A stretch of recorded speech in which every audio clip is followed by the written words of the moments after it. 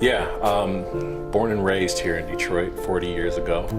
So I've had an opportunity to experience what I think is the personality of Detroit.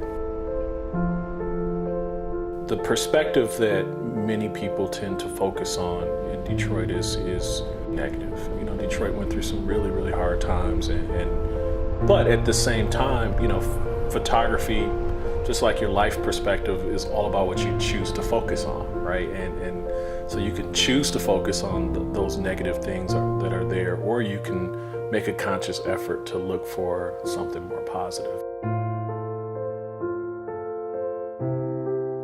I think about photography as being sort of a visual problem. You know, how do I take something that maybe I've taken for granted and passed over for many years and look at it in a different light, literally and figuratively, and capture that in a way that says something maybe a little bit more interesting than what my mind has told me in the past about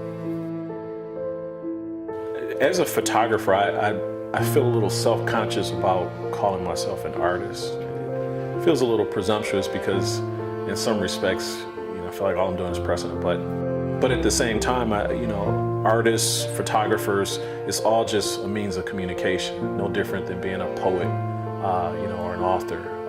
We're just finding different ways to communicate visually or verbally. So ultimately, we're all communicators.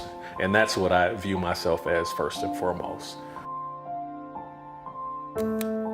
I think that my work is all about challenging myself and maybe hopefully viewers or observers of my work to look at the city in a different perspective.